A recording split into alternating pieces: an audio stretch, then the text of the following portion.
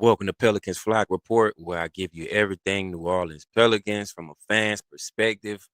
I'm your host, D. Broussard. First things first, man, before I get started, make sure you like and subscribe to the channel. You don't want to miss it. Shout out to everybody that's already subscribed, man. I appreciate y'all for joining the Pelicans Flock. As long as y'all keep subscribing, I'm going to keep this thing going. First things first, man, today I kind of want to go back into the past a little bit. Now, as we know, yesterday was the All-Star game. I tuned into the All-Star game. The All-Star game was okay. It was cool. Um, but as we know, one of our former players was voted as an All-Star um, in this current All-Star game for his second time, and that former player is Brandon Ingram. So, um, which brought me to this topic that I want to touch on today, um, which is, was it a good idea to trade away Brandon Ingram? Um, Now, as we know, Brandon came over from the Lakers in the AD trade, and during his time in New Orleans, Brandon played really well. He continued to develop, uh, you know, with his shot making ability. His play really went to the next level with us, during his time as a Pelican.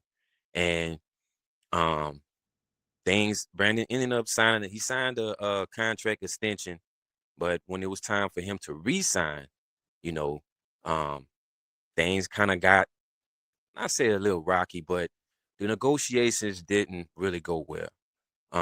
At the time, Brandon was seeking like a 4 or 5 year deal for about 180 million, which would have paid him probably roughly around 50 million per year.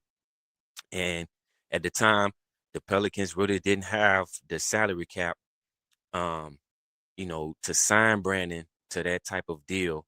And also his market value at the time, you know, wasn't uh max money type, you know.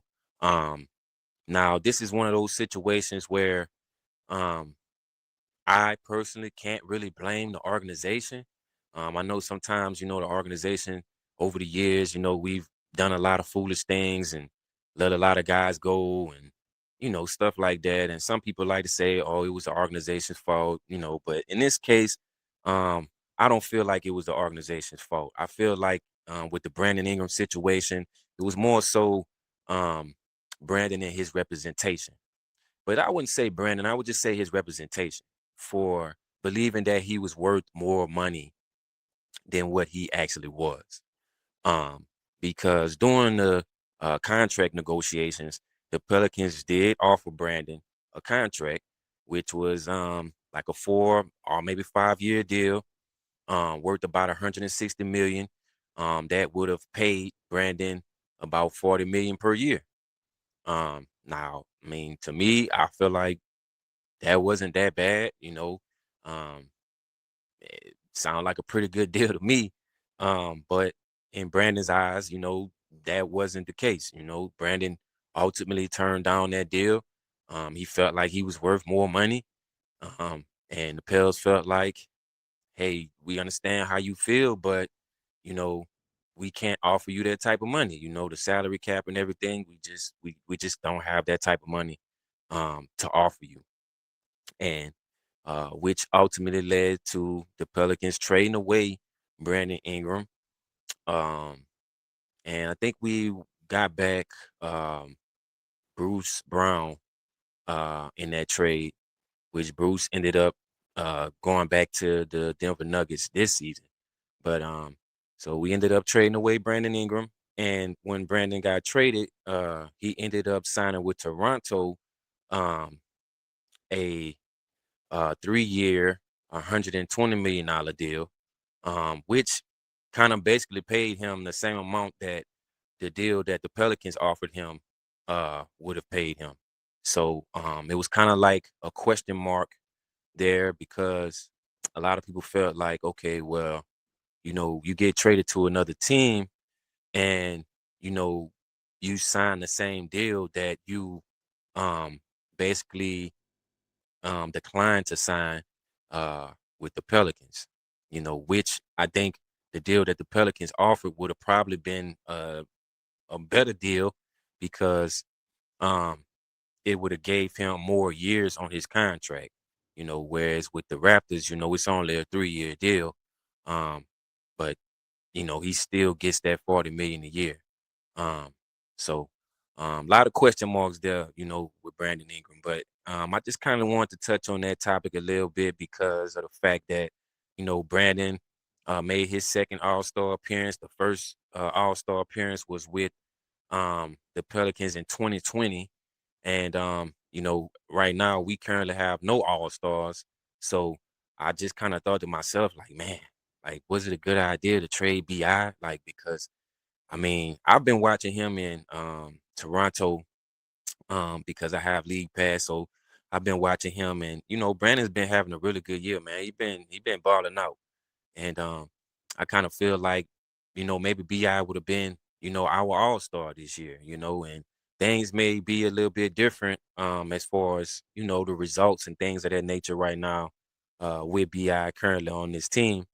Um, Things might be different, but um, obviously, things didn't work out, so we had to move Brandon, and he's in Toronto, and he's doing his thing. So, um, I feel like he'll continue to get better as well, especially from behind the arc, because as we know, Brandon's mostly a mid-range shooter, but he's been shooting a little bit better from behind the arc this year, most definitely. Yeah. So I just kind of want to touch on that topic a little bit, man, because I know a lot of people felt like we shouldn't have traded Brandon Ingram. We should have kept them. The organization messed up. A lot of people feel like it was an organization fault, but it definitely wasn't the Pelicans' fault. The Pelicans did offer him a contract. He just declined the deal because he felt he was worth more, and I think he had to come to reality that he wasn't worth, the type of money that he was trying to get because he ended up, like I said, signing the same type of deal with the Raptors. So, sometimes, your representation can, lead you in the wrong direction sometimes, so, that's what comes with, professional sports. But, yeah, salute to Brandon Ingram, man, making his, uh, second All-Star appearance. Um, Another guy I wanted to talk about was Sadiq Bey. Now, Sadiq Bey is currently on a 3-year, $19 million deal that he signed with the Washington Wizards um, before he was traded to the Pelicans. Sadiq will become a free agent in 2027. Um, I feel like we need to work something out with Sadiq. Um, I don't know, if we'll be able to work something out with him before his contract ends uh, in 2027. But I definitely feel like we need to sign Sadiq long term. I feel like Sadiq is a very, very important piece to what we're trying to build here. He embodies what we're looking for when it comes to, defense, playing hard, um, the ability to shoot the three ball, the ability to play inside. Sadiq has had a very, very stellar season with the Pelicans this year. And he's become like one of my favorite players on the team, to be honest, man. I said this before, I really love Sadiq Bey. I like the way he plays, man. He's a baller, man. And, he's playing with a chip on his shoulder. I think a lot of people counted him out and felt like, his career was over with. Um, and this season, I feel like Sadiq has been back for vengeance. He's playing like, you know, um, he's out for blood.